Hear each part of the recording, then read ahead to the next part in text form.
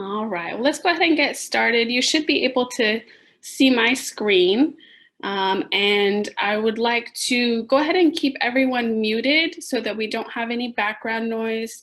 But certainly, if you think of questions that you would like to ask, either as I go or at the end, please feel welcome to type those into the chat box. You can either send the question directly to me, or you can send it to everyone. It's up to you, and I will try to get to those when I can, and certainly at the end. So my name is Heather Case, and I work in the Office of Student Life, Diversity, and Leadership here at CGU. And I really appreciate you all taking the time to join me this evening. I know we live in kind of strange times right now, so I hope that everyone is staying healthy, staying safe, and staying home, certainly, as we kind of manage the situation that we're in. But it's also a good time to spend some time researching and learning about what we can online. So it's a good time to connect this way. So I appreciate it. Our office is located on campus next to the admissions house if you have been fortunate enough to visit the campus. And certainly if you're able to in the future, please feel welcome to stop in and say hello as you plan to attend CGU or just to learn more. So I'm going to go ahead and tell you a little bit about what our office does. We kind of do a lot of different things, to be honest. We are called the Office of Student Life, Diversity, and Leadership, which is a lot of different things. Student life meaning we do a lot of things around student programming and events outside of the academic departments. Diversity in that we try to include diverse initiatives so that we're encompassing and including students from a lot of different populations. And leadership in that we try to incorporate programming that is helpful for students as they develop their own leadership capacities and prepare to enter their professional world after they graduate. We are also overseeing international student advising. So students that come to us from different countries on student visas will receive advisement from our office. So that's a big snapshot of what we do, but there are a lot of things built into that. The first thing that I'd like to mention is we oversee the Graduate Student Council. So our student leadership who participates in the Student Council, they are advised by our office. They receive some leadership training by our office, and they certainly work with us on proposals and budgeting for the year. They do a lot of great things throughout the academic year. They typically have events that are open to the whole campus, so students in all academic departments.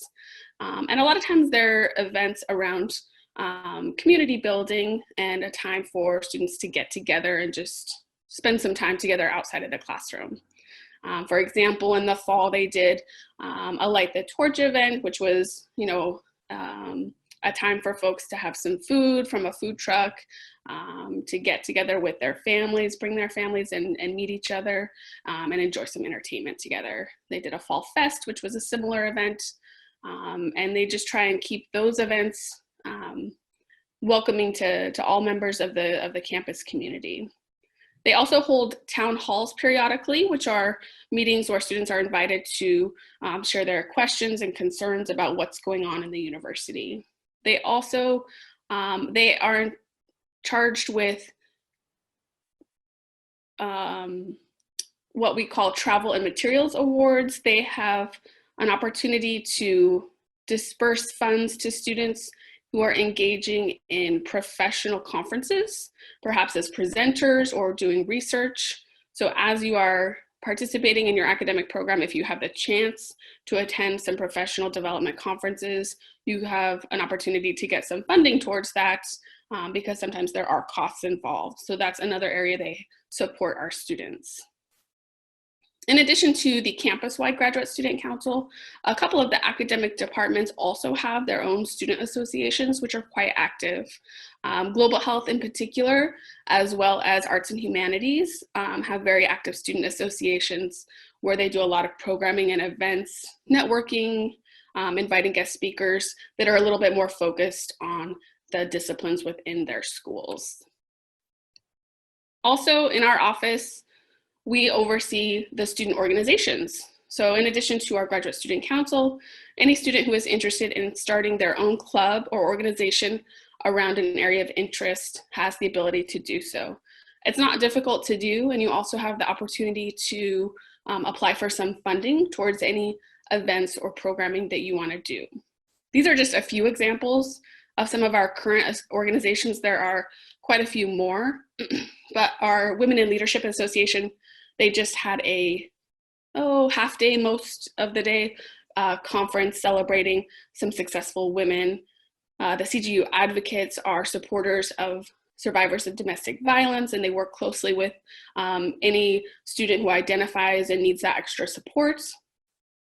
One particular organization, our public health doctoral program, they have a support group where they provide community for other folks in the same program and help push each other forward towards completing the program. I have an extra P there. That's an extra P for extra support. But like I said, there's more, and they change every semester depending on what students are interested in.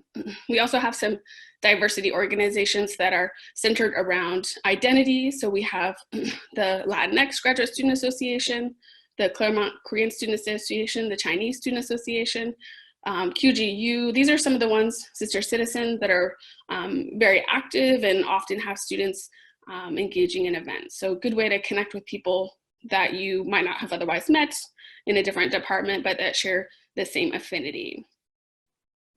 Also in our office, we do programming that's for students across the campus.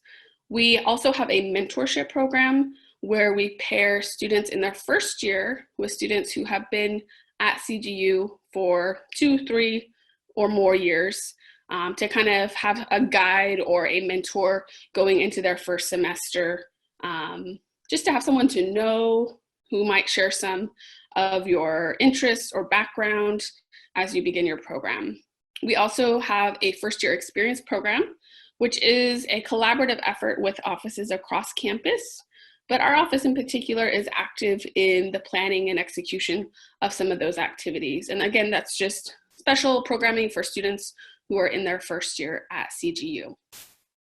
Like I mentioned, our office also does international student advising. So students who are on F1 or J1 visas have some additional requirements that they're bound to and that they need to know about. So we help guide them in following those regulations and understanding what some of the benefits are that follow their status, what types of work authorization they might have access to, and that kind of thing. We also do some international student programming where we try and give an opportunity for students from different countries to connect and get together in a more informal way and build community. Our office also oversees student health insurance, which is something that impacts all students in one way or another, both those domestic students who are on our domestic plan and our international students who are enrolled in our international plan. So whenever students have questions about those things, they'll also come to our office. So that's kind of a snapshot of what we're involved in. I also wanted to mention too, though, that because we are part of the consortium of colleges, there are also other opportunities for students to connect with other students in Claremont who might be attending other universities but have some of the same shared interests. Our interfaith chaplaincy is really popular with our students. They have chaplains from different faiths, and they have events and celebrations representing faiths and different traditions. The QRC represents all of the colleges in the consortium, as well as CLSA, our Chicano Latino Student Affairs, and the Office of Black Student Affairs.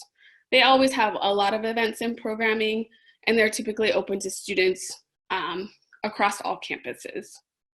There's also a lot of resources that you might take advantage of in terms of just going to the gyms or checking out the art galleries. There are a lot of really high quality speakers that are brought in across the consortium, and you're eligible to attend those as a CGU student. And then there are additional clubs that might be tied to one of the other universities, but that are open to all students. So lots of ways to get involved. those are some of the highlights. And then the other way to connect that I wanted to point out now, before you might be on campus physically, is some of the social media that we house that you might follow to see just some of the day-to-day things that we have going on. We post most of our things on our Instagram and our Facebook, and then we have a couple of different calendars that you might look at just to have a sense of what's going on. I will say that right now the calendars are a little bit sad because a lot of our events have been either canceled or moved to an online environment. So looking at those right now might not necessarily be the most representative of what typically is going on, but that's where you can find things across the consortium of different events that you can attend. Okay, so those are most of the items that I wanted to point out, and I'll also share my contact information. So you have that, and you can certainly follow up and let me know any questions that occur to you. But I'd like to open it up now. If you have any questions, please feel welcome to share those in the chat, and we can talk about it more.